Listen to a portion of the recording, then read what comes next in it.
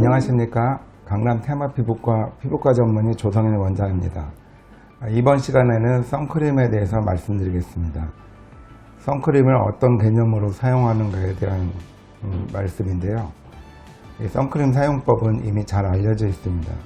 근데 이 선크림을 어떤 개념화해서 사용하여야 이 햇빛으로부터 자기 자신을 좀 더 잘 보호할 수 있는지, 이런 측면에서 말씀드리겠습니다. 우리가 흔히 이제 놓치기 쉬운 부분들이 있는데요. 이 점에 대해서 제가 강조하려고 말씀드립니다. 자, 피부 손상의 주요 원인은 햇빛입니다. 물론 햇빛의 긍정적인 의미는 굉장히 많죠. 지금 말씀드리는 내용은 햇빛 때문에 생기는 손상에 대해서 말씀드리기 때문에 햇빛 자체가 우리 건강에 어떤 문제를 일으키거나 항상 피하여야 되는 그러한 의미로 받아들이시는 것은 좋지 않다고 생각이 듭니다. 즉, 햇빛을 충분히 보시는데 그래도 우리 피부에 여러 가지 문제를 일으키기 때문에 어떻게 하면 이 햇빛에 대해서 주의를 기울이고 피부 손상을 덜 일으킬까, 이러한 관점에서 보시면 좋겠습니다. 태양광선에는 자외선만 있는 것이 아니고 잘 아시지만 가시광선과 우리가 열감을 느끼는 적외선이 있습니다. 전체 태양광선의 양 중에 자외선은 굉장히 적습니다. 5%가 채 안 되죠. 나머지 95%는 가시광선과 열감을 느끼는 적외선입니다. 우리가 지금 말씀드리는 선크림은 이 태양광선 중에 아주 일부인 자외선에 대해서 말씀드리는 것이고요. 또 이 자외선은 파장이 길고 짧은 것에 따라서 또 구별을 짓겠습니다. 파장이 짧을수록 피부에 침투하는 깊이는 얕지만 포함되어 있는 에너지가 굉장히 강렬하게 우리 피부에 영향을 주고요. 파장이 길어지면 침투하는 깊이는 굉장히 길어지고 부분에 미치는 영향은 적지만 상당히 깊은 층까지 영향을 미칠 수 있는 것이 자외선 파장의 특징입니다.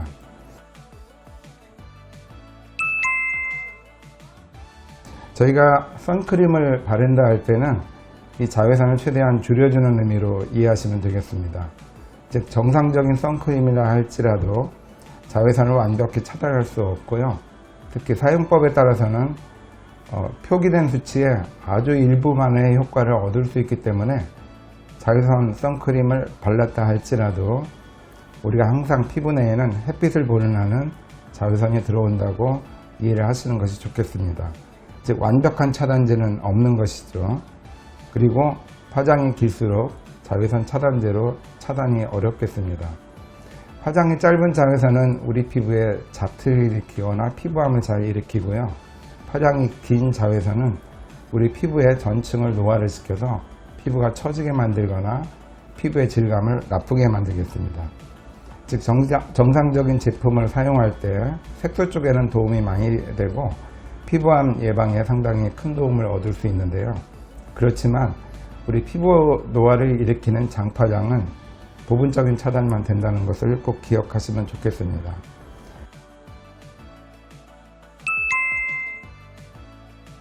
자, 선크림 사용법은 잘 알려져 있죠. 적절한 차단 지수를 사용하기를 권해드립니다. 피부에 특별히 문제가 없는 분들은 야외 활동하실 때는 자외선 B 차단 지수를 나타내는 SPF 30 이상 사용하기를 권해드리고요. 그리고 자외선 A 차단 지수에 플러스 표시가 있는데 적어도 3개 이상짜리를 사용하기를 권해드립니다. 피부 민감도가 이제 개인차가 좀 있죠. 피부가 본래 예민하거나 아토피가 같이 피부염이 잘 생기는 분들이 있습니다. 이러한 분들은 가능하면 피부 자극이 적은 무기재 성분의 자외선 차단제가 잘 혼합되어 있고 또 고급 성분 잘 정제가 되어서 자극이 적은 제품을 선택하여 사용하시기를 권해드립니다. 또 적절한 양을 발라야 되죠. 이 적절한 양이 굉장히 중요한데요. 논문에 의하면 적절량의 적어도 50% 이하를 사람들이 바르는 것으로 되어 있습니다. 이 자외선 차단제는 두께가 아주 중요한데요. 만약에 절반을 발랐다고 가정을 했을 때 자외선 차단 효과는 절반인 경우는 4분의 1로 줄어들겠습니다. 즉 SPF 50을 발랐다고 가정을 해도 4분의 1로 줄어든다면 굉장히 적겠죠. 12, 13 정도밖에 나타나지 않습니다. 또 이 자외선 차단제는 땀을 흘리거나 마찰이 되거나 이러한 경우로 쉽게 닦여 나가거나 그 양이 줄어들겠습니다. 이러한 것들을 감안했을 때 우리가 자외선 차단제 정상적인 제품을 본인 생각에는 충분히 발랐다고 가정을 하더라도 의외로 그 수치에 대한 효과는 충분히 얻기가 어려운 것이 현실이고요. 이러한 이유 때문에 계속적으로 덧바르는 것이 필요하고 또 자주 바르시는 것이 필요하겠습니다. 자외선 B 차단제는 화학적인 결합을 위해서 적어도 외출 30분 전에는 바르시는 것이 아주 중요하겠습니다. 바르자마자 나가시면 적어도 30분에 걸쳐서는 자외선 B에 대한 차단 효과가 굉장히 적다고 보시면 맞겠습니다.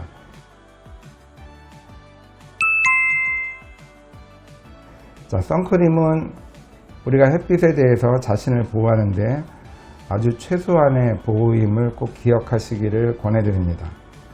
제일 중요한 것은 자외선을 보는 시간을 줄이는 것이죠. 자외선 차단제가 일상화되면서 피부암 발생의 증가가 높아지고 있습니다. 농담인데요. 자외선 차단제가 피부암을 유발시키는 것이 아니냐? 물론 아니죠. 자외선 차단제를 너무 믿기 때문에 야외 활동 시간이 길어지고 또 자외선에 대한 주의력이 많이 떨어져서 결과적으로는 피부암 발생이 증가되는 것으로 알려져 있습니다. 외출 시간을 조정하는 것이 굉장히 중요한데요. 자외선 양은 한낮에 굉장히 강합니다. 따라서 정오를 기준해서 전후 1시간 정도가 제일 강하고요. 적어도 햇빛에 대해서 충분히 조심을 해야 될 분들은 전후 2시간, 즉 10시부터 2시까지의 시간을 가능하면 활동 시간을 줄이는 것이 필요하겠습니다. 제일 좋은 것은 가리는 것입니다. 자외선 차단제보다 더 효과적인 것은 가리는 것인데요. 장갑을 끼시거나 긴팔을 입으시거나 긴 바지, 또 양산, 또 모자 이런 것들을 사용하시면 훨씬 효율적으로 자외선을 줄일 수 있겠습니다. 그리고 흐린 날에도 맑은 날과 마찬가지로 장파장의 자외선, 즉 노화를 일으키고 피부를 검게 만드는 장파장의 자외선은 변함없이 들어오기 때문에 흐린 날에도 자외선 차단제를 사용하셔야 되겠습니다.